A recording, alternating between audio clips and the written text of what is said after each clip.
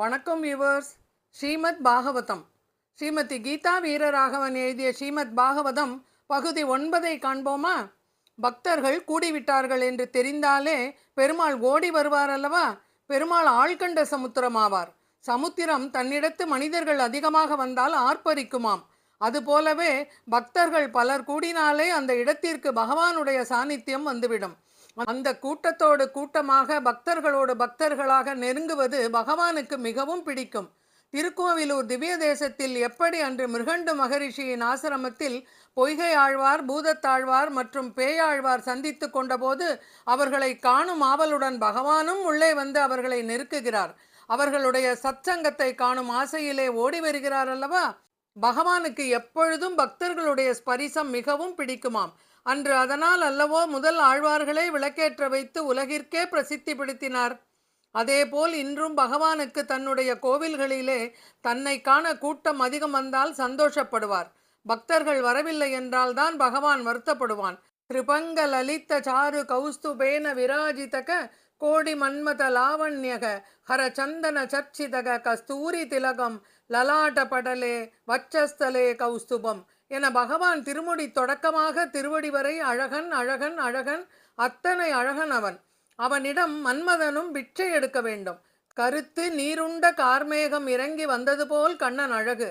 அதில் வெள்ளி போன்ற மின்னல் வெட்டுவது பெருமாளுடன் கூடவே இருக்கும் தாயார் வருவது போல் இருக்கும். கையில் பஞ்ச ஆயுதங்களுடனும் சிரிப்பு மாறாமல் கருணையே உடைய கண்களுடன் அனைத்து ஜீவன்களையும் கடாட்சித்து கொண்டு பெருமாள் அனைவருக்கும் நடுவில் வந்தார். என்னுடைய கதையை சொல்லப் போகிறீர்களாமே, அதை கேட்கத்தான் நானும் வந்தேன் என்றார் பகவான். இதைவிட வேறு என்ன வேண்டும் அவர்களுக்கு? நாம் ஆசையுடன் சொன்னால் கண்ணனே நேரில் வருவான். நாரதர் இதனை வியந்து பார்க்க, இப்பேற்பட்ட வைபவமா? கண்ணனே நேரில் வந்து விட்டாரே என கேட்க, ஆமாம், யாருக்கெல்லாம் பாவம் அதிகமாக உள்ளதோ அப்பேற்பட்டவனுக்கும் யாருக்கெல்லாம் முக்தி வேண்டுமோ அவர்கள் ஒவ்வொருவரும் ஸ்ரீமத் பாகவதத்தை கேட்டால் அவர்களுடைய பாவம் கண்டிப்பாக விலகிவிடும். பாவம் செய்தவனுக்குமா? அவனுக்கு எப்படி முக்தி கிடைக்கும் என நாரதர் கேட்க, தங்களுக்கும் அதற்காக ஒரு கதையை கூறுகிறேன் என்றனர் சனத்குமாரர்கள். பகவானுடன் இணைந்து நாரதர் கேட்க தயாரானார். தாங்களும் தயாரா? இன்னமும் ஞானத்திற்கும் வைராகியத்திற்கும் இளமை திரும்புவதற்காக பாகவத புராணம் ஆரம்பிக்கப்படவில்லை. அதற்கு முன் மற்றொரு கதையை நாரதருக்கு சொல்லப்படுகிறது. அதை இப்பொழுது அனுபவிப்போம்.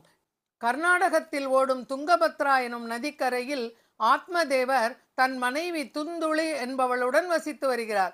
இவர் நன்கு சாஸ்திரம் அறிந்தவர், அத்தியனம் செய்தவர். துரதிருஷ்டவதமாக அவருக்கு அமைந்த மனைவியோ மிகவும் பொல்லாதவள். இவர்கள் இருவருக்கும் பல வருடங்களாக குழந்தைகள் இல்லாததால் அவள் தனக்கு குழந்தை வேண்டும் என்பதற்காக ஆத்மதேவரை மிகவும் தொந்தரவு செய்து வந்தாள். அதனால் ஆத்மதேவர் காட்டிற்கு சென்று அங்கிருந்த ஒரு ரிஷியை அணுகி தனக்கு புத்திர பேறு வேண்டும் என்று கேட்டார். அதற்கு அந்த ரிஷியோ, நீ இத்தனை காலம் சந்தோஷமாகத்தான் இருந்திருக்கிறாய் அல்லவா? இனியும் உனக்கு எதற்கு புத்திரன்? அப்படி பிறந்தால் உன் சந்தோஷம் தொலைந்துவிடும்.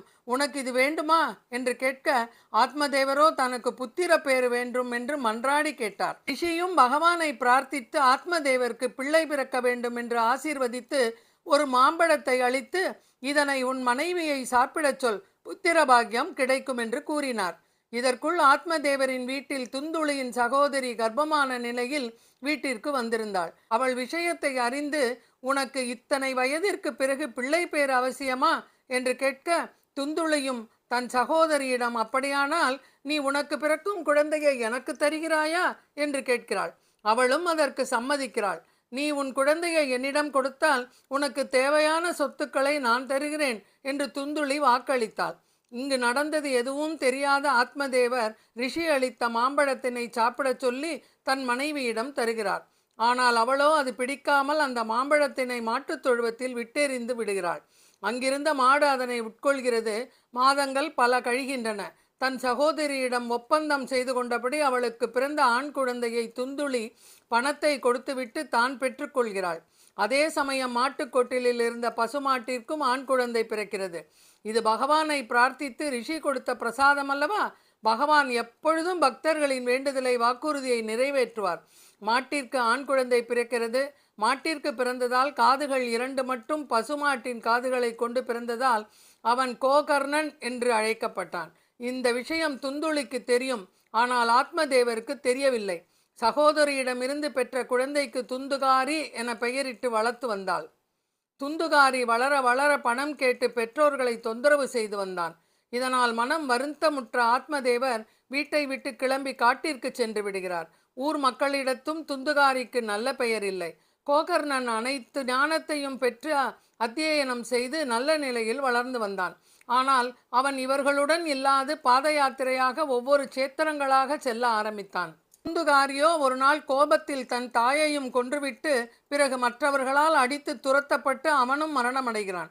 அவனுடைய மரணம் இயற்கையாக இல்லாததால் ஒரு ஆவியாக அந்த இடத்திலேயே சுற்றி சுற்றி அலைந்து திரிகிறான். ஆவியாக திரிந்த துந்துகாரியின் நிலை என்னவாயிற்று? ஸ்ரீமத் பாகவதம் பதிவு 10 காண்போமா? நன்றி, வணக்கம்.